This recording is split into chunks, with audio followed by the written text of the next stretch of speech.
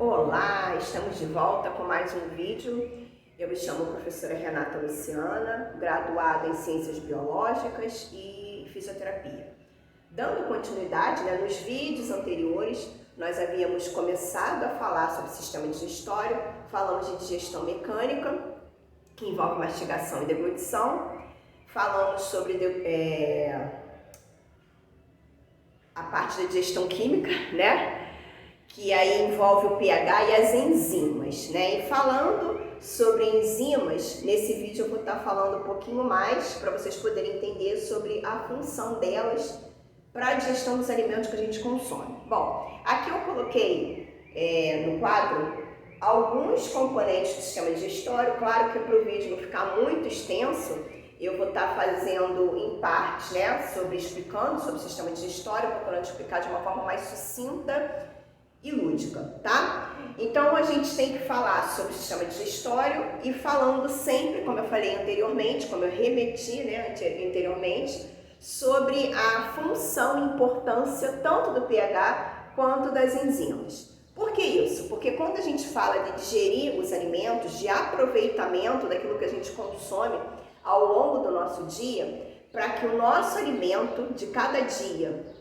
possa ser digerido de forma eficaz e plena, a gente precisa da atuação de dois compostos que fazem parte da digestão química, que são o pH, que eu expliquei no final do vídeo anterior, que o pH significa potencial de hidrogênio e que para cada agrupamento, para cada tipo de alimento específico que a gente consome ao longo do nosso dia, para que esses alimentos possam ser digeridos, eles vão sofrer a ação de um tipo específico de pH.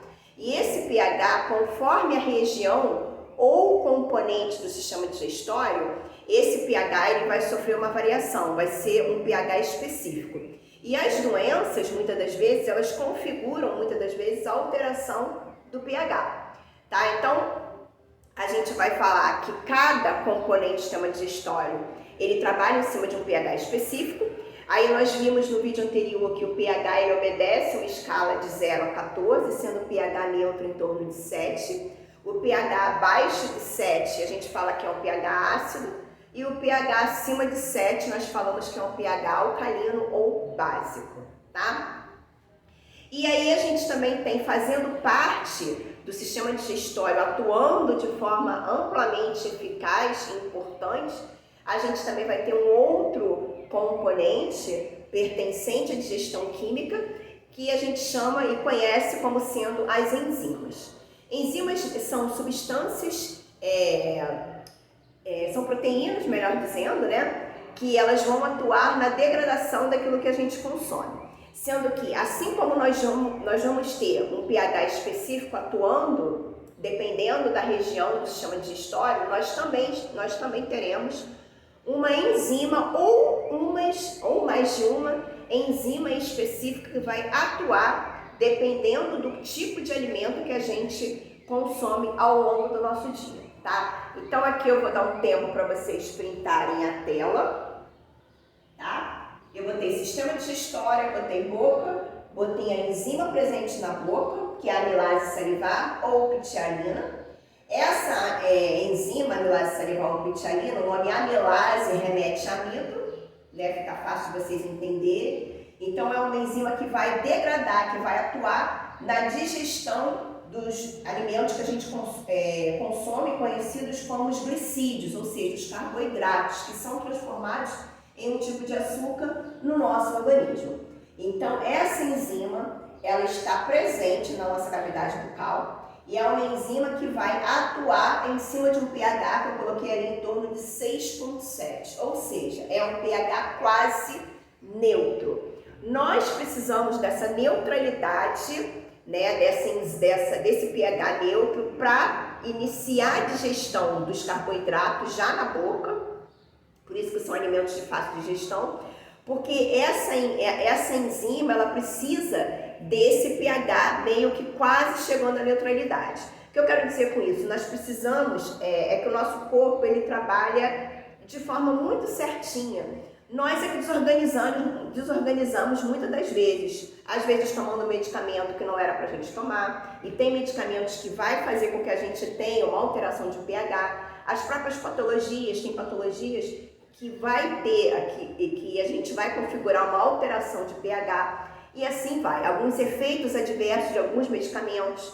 Então é importante que dentro do sistema digestório a gente saiba que existe essa variação tanto do pH quanto de enzima, para que de fato tudo que a gente consome possa ser digerido de forma eficaz e a gente entenda um pouquinho dessa fisiologia aí, desse funcionamento, né, do sistema digestório, tá? Então eu falei da enzima da boca, que é a amilase salival pitialina, que vai atuar na quebra dos alimentos conhecidos como carboidratos, massas, os macarrão, né, melhor dizendo, as massas, arroz, né? Quando você come aquele hambúrguer lá, aquele podrão lá dos fast foods, né? O pão ali inserido, ele é um tipo, né, de carboidrato, de glicídio, que são alimentos de fácil digestão. Os atletas, geralmente, antes de uma atividade física, eles consomem carboidratos justamente porque são alimentos de fácil digestão. Eles não vão comer num prato de feijoada, né? Que é um alimento muito mais pesado, mais difícil de ser digerido, tá? Então, falamos da boca e dando continuidade ao sistema digestório, aos componentes. Nós temos a faringe,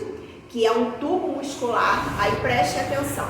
A faringe é um tubo muscular que pertence tanto aos sistemas digestório quanto respiratório. Como assim? Bom, quando nós falamos, por exemplo, sobre sonda, né, a galera que faz enfermagem, curso técnico, né? Quando a gente fala, por exemplo, sobre sonda nasogástrica, sonda nasoentérica, enfim, a sonda remete o quê? Formas diferentes de você propor ao paciente que ele obtenha os nutrientes necessários para ele poder sobreviver, né? Então, quando a gente fala de sonda, a gente sabe que a sonda vai passar por todo esse trato do sistema digestório. Então, quando eu falo de faringe no sistema digestório, significa que eu vou estar falando da faringe e do esôfago. Agora, quando eu falo, por exemplo, de sistema respiratório, aí eu vou estar falando de faringe e de laringe. A laringe, ela é feita, né, de cartilagem, a gente vai ver quando a gente estiver falando de sistema respiratório, né? A laringe ela é constituída por cartilagens, né? E a laringe ela faz parte, é um componente exclusivo do sistema respiratório. Já a faringe não, a faringe pertence aos dois sistemas, como eu falei. Quando nós estivermos falando, como eu falei, de alimento, de digestão, de sonda, nós vamos falar faringe e esôfago. Quando nós estivermos falando sobre sistema respiratório, condução do ar, nós vamos falar de faringe e laringe. Lembrando que a laringe, ela não está aqui, obviamente, porque ela é um tipo de cartilagem, né? Ela é feita de cartilagens hialina, elástica, e é um composto exclusivo do sistema respiratório, por isso que ela não está aqui, tá? Então, por exemplo, aqui eu tenho uma imagem. Prestem atenção nessa imagem aqui simples, né? Aqui eu tenho componentes que fazem parte tanto do digestório quanto do respiratório. Vai confundir? Não, para vocês poderem entender. Então aqui eu tenho a boca, aqui de pretinho é o alimento que está sendo conduzido aqui, ó, que ele já chama de bolo alimentar. Então, ó, tá descendo, aí tá alcançando aqui, ó, tá vendo? Faringe e esôfago. Opa! É como se a faringe e o esôfago estivessem meio que atrás do que está na frente aqui, a laringe e a traqueia. Então, onde eu estou com o dedo aqui, ó, laringe e traqueia, é sistema respiratório. Então, vejam bem, o alimento, ele vai passar por essas estruturas que eu estou mostrando, que eu não estou cobrindo com o dedo. Então, ó, boca... Aí tá vendo? Faringe, esôfago, tá? Isso de pretinho representa o alimento. Então eu tampei aqui para vocês poderem entender que quando a gente fala de alimento, significa que o alimento vai ser mastigado, triturado, né, deglutido, engolido, aí ele chega até a faringe, que é um tubo muscular, e como é alimento, da faringe esse alimento vai seguir para o esôfago. Tá? Aqui na frente eu tenho a laringe, que é feita de cartilagem, E aqui na frente eu tenho a traqueia, que são componentes que não pertencem ao sistema digestório. Mas por que você está mostrando essa imagem, professora? Para vocês entenderem que na frente da faringe e do esôfago eu tenho a laringe e a traqueia. Então, a faringe e esôfago é sistema digestório. Quando a gente quiser falar sobre sistema respiratório, nós vamos falar de faringe e laringe. Aí da laringe o ar vai chegar até a traqueia e assim por diante. Tá? Então, eu tenho essa imagem. Notem que, ó, o alimento da faringe chega até o esôfago, tá? E do esôfago aqui, ó, ele chega, aqui o esôfago dando continuidade, aqui já é o estômago. Então, o trânsito aqui, ó, a condução do alimento, ó, boca, faringe, aqui, ó, esôfago, tá vendo? Aí tem aqui o finalzinho do esôfago e o iniciozinho aqui do estômago. Esses componentes que eu estou com o dedo não pertencem ao sistema digestório, tá? Mas eles estão aqui anatomicamente para vocês entenderem que tudo está pertinho. Só que a gente passa para vocês de forma diferenciada para vocês poderem entender melhor, óbvio, né? Então vocês têm que entender que sistema digestório, faringe e esôfago remete o quê? Passagem de alimento, sonda, por exemplo, nasogástrica, nasoentérica, tá? Ou a oro também, né? Remete à alimentação do paciente. E quando a gente fala de sistema respiratório, nós vamos falar de faringe e laringe, que a laringe é exclusiva do sistema respiratório, tá? Então, vou mostrar aqui novamente para vocês, ó. O alimento, ó, aqui, ó. Faringe, esôfago. É como se a laringe e a traqueia, elas estão na frente da faringe do esôfago, é como se elas abraçassem, né, esses componentes aí. Então, aqui o alimento, ó, faringe, esôfago, aqui o finalzinho do esôfago, para o alimento chegar ao estômago. Tudo bem? Então, faringe é um tubo muscular. Dando continuidade à faringe, nós vamos ter o esôfago, que também é um tubo muscular. O esôfago ele vai ter um diferencial. Ele é um tubo muscular que ele tem 3 porções ou 3 regiões, que a gente chama de porção cervical, porção torácica e porção abdominal. A porção abdominal tem esse nome, né, a última porção que pertence ao esôfago, porque essa porção ela vai tipo que meio que penetrar no músculo diafragma para poder justamente ter essa continuidade com o estômago. Então aqui eu mostro para vocês, eu tenho aqui o esôfago e suas divisões com relação à região. Então o esôfago eu tenho uma porção cervical, que é a parte mais de cima, a torácica, que remete, né, o tórax, tá? E essa porção aqui do esôfago abdominal, tá vendo? É como se ele penetra, né? Ele tem essa conexão, né? Ele penetra no músculo diafragma, para ele ter continuidade com o estômago, tá? Então aqui é o estômago. Essa porção finalzinha do esôfago a gente chama de porção abdominal, porque já confere justamente a região nossa do abdômen, tá? E aí o esôfago, ele vai ter continuidade com o estômago, e no estômago o que nós vamos visualizar de importante, né? No estômago eu coloquei ali algumas estruturas que eu vou falar daqui a pouquinho, mas falando para a gente não esquecer da enzima principal, que atua na digestão das proteínas e que está lá no nosso estômago, é uma enzima chamada pepsina. E o estômago, o pH fisiológico do estômago gira em torno de 2, ou seja, um pH ácido. Por que o pH do estômago é ácido, prof? Porque justamente a pepsina, para ela ter uma funcionabilidade adequada, ela precisa de fato dessa acidez fisiológica do estômago. Para ela ter essa função, que é justamente a pepsina em digerir inicialmente os alimentos ricos em proteína, a gente precisa, obviamente, né, ela precisa, obviamente, dessa acidez fisiológica e natural, que gira em torno, mais ou menos, do pH do estômago em torno de 2. Aí a gente pensa assim, então a pessoa que tem gastrite, o pH dela vai ser o quê? Tende a ser mais ácido ainda. Tá? Imagina, o pH fisiológico do estômago é em torno de 2. A pessoa que tem gastrite, que tem úlcera, que tem uma alteração no estômago, geralmente a gastrite, que é o aumento dessa acidez, né, do estômago, e ele já é ácido, e eu expliquei para vocês agora por que ele é ácido, né? Aí ele tende a ser mais ácido ainda. Mas aí, professora, por que essa acidez não corrói a parede do estômago? Aí o nosso corpo, é o que eu falo, é perfeito, né? Deus é perfeito e maravilhoso na sua plenitude.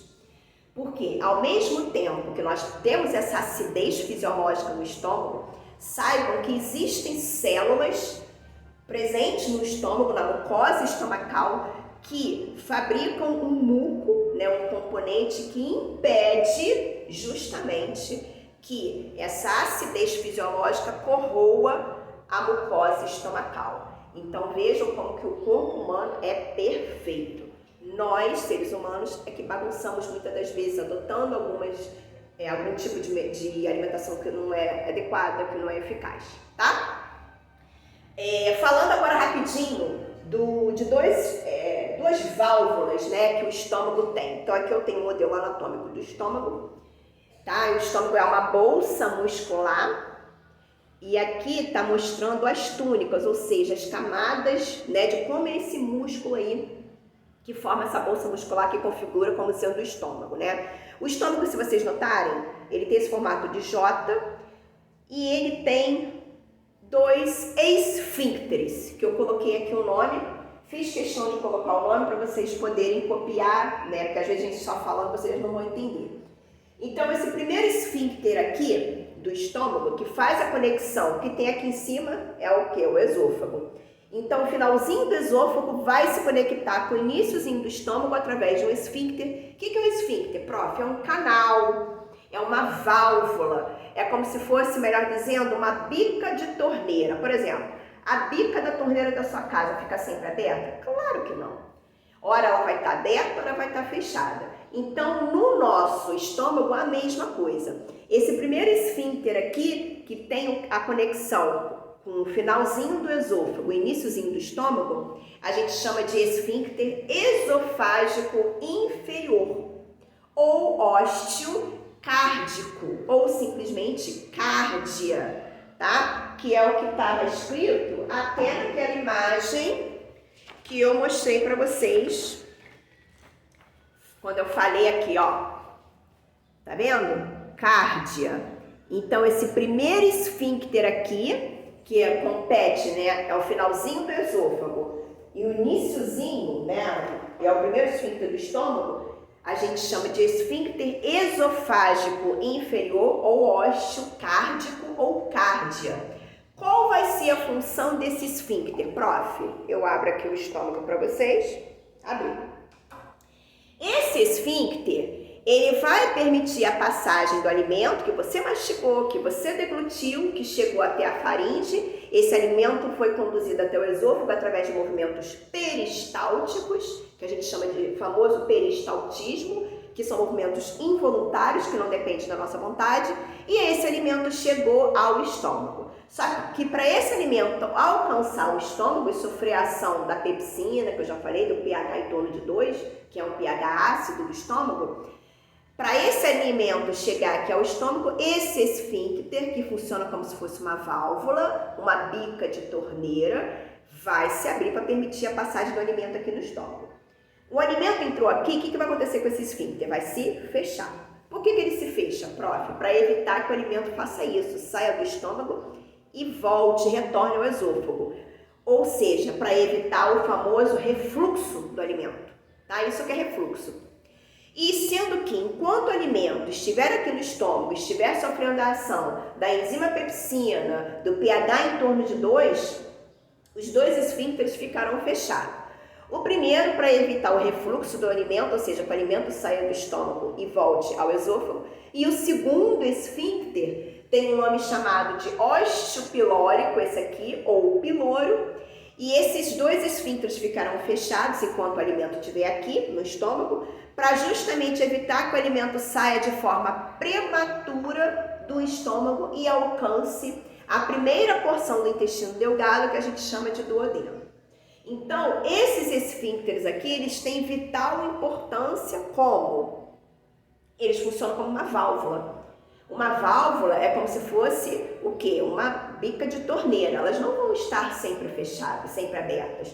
Ora, ela vai estar aberta, ela vai estar fechada, tá? Então, a primeira, ela se abre para permitir a passagem do alimento até o estômago. A segunda, enquanto o alimento estiver aqui no estômago, os esfíncteres, as válvulas estarão fechadas, para justamente o alimento poder ser aproveitado, sofrer a ação da pepsina, do pH ácido aqui no estômago. Terminou, foi feita essa ação, o que vai acontecer? Esse esfíncter aqui, o segundo, que é o ósseo pilórico ou piloro, vai sim se abrir, para aí sim esse alimento ser conduzido e chegar até a primeira porção, aqui ó, do intestino delgado, que é essa aqui que eu tô com o dedo, tá? Então aqui seria a primeira porção do intestino delgado, que a gente conhece como sendo duodeno, tá? No próximo vídeo eu vou falar mais sobre a sonda, tá? Porque eu sei que sempre pinta um pouco de dúvida. E vou terminar falando dos outros componentes do sistema digestório e também das enzimas que esses componentes vão sintetizar. E também sobre o pH deles também. Eu espero que vocês tenham entendido. Fiquem com Deus, até o próximo vídeo. Tchau!